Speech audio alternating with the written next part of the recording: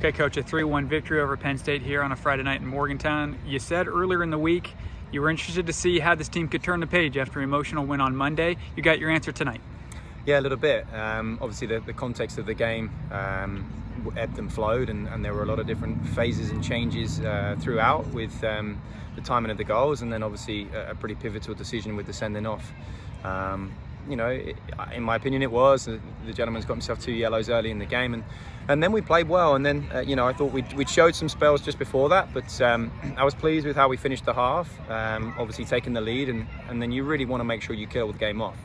I think we went in at halftime and tried to reinforce that we needed to continue to implement the defensive principles to make sure that we could win the ball back early and really nullify their threat. But I have to give a ton of credit to Penn State.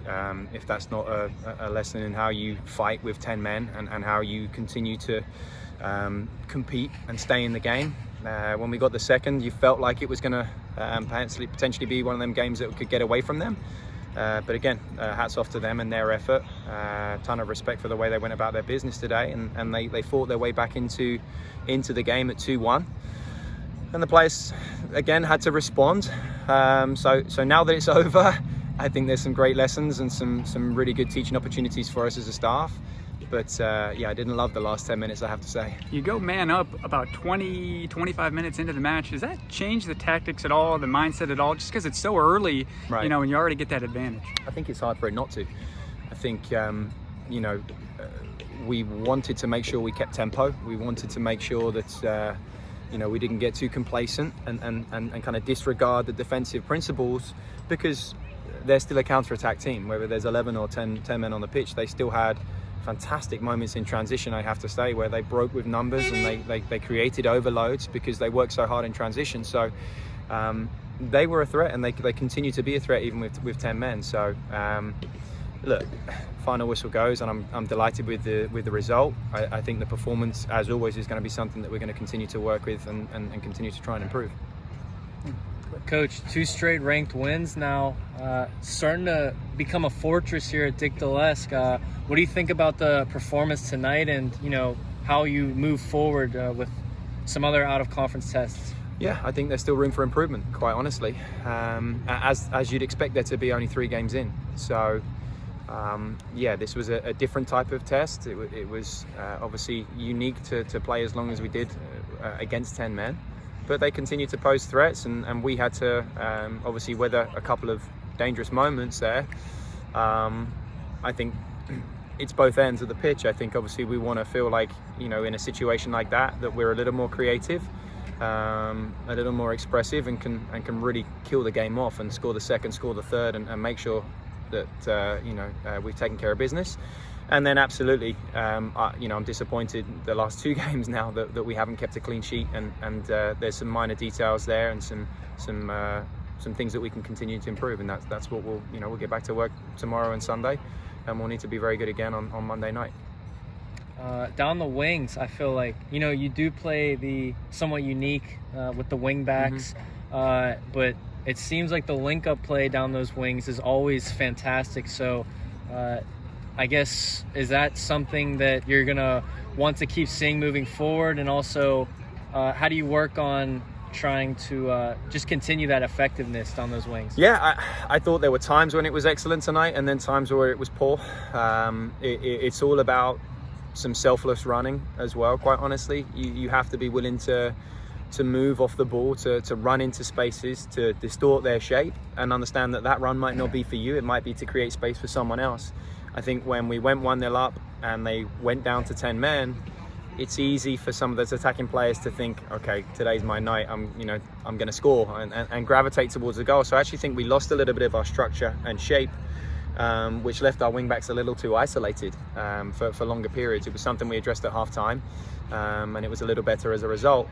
But look, with this system and the way that we try and play, I definitely think that's going to be a continued area of emphasis and something we'll continue to train as well.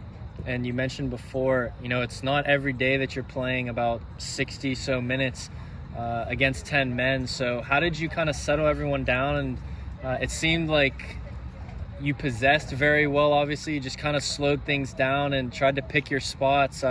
How do you go about telling your team, how to attack going forward with 10 men? Yeah, we made a subtle change in terms of the shape in midfield to feel like, we could attack with one more and still have good defensive cover. We knew that we needed to almost wait to see what they did. We knew that there was a chance that they would change tactically at halftime as well. Once they got their players in the changing room, expected them to probably do something a little bit different.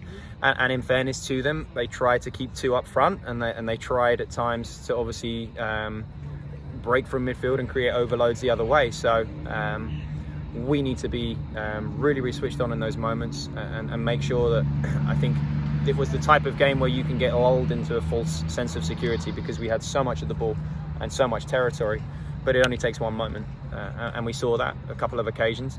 And again, that's the element of us learning from that, and also understanding that territory and that quality of possession has to translate into more productivity for us. So we're not satisfied tonight, yet at the same time, as you said, we've beat two ranked opponents back to back now, and we're 3-0. There's not a single person in the soccer community that wouldn't take that. So we have to take the positives as well, but we have to continue to improve at the same time.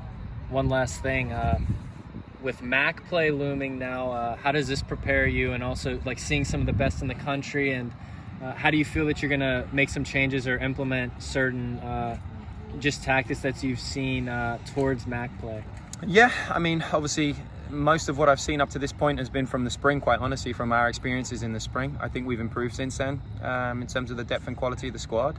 So listen, the games come so thick and fast that right now we're just worried about Monday, and after Monday we'll be worried about Friday. There will come a time where we get a bit more of a break, and maybe we can turn our attention to Akron, which is obviously the first conference game for us here. But the quality of non-conference schedule that we have, we're not overlooking anyone in the next 3 to 4 games. So if we can get ourselves a fantastic platform in terms of our record following that stint of non-conference games, then it gives us obviously a lot of confidence and a lot of momentum going into conference play. And who better to start with than Akron, who again, traditionally speaking, are the best team in the conference. So that's going to be a great test. But so is Loyola on Monday, so is Ohio State on Friday, as is Marshall away the week after that.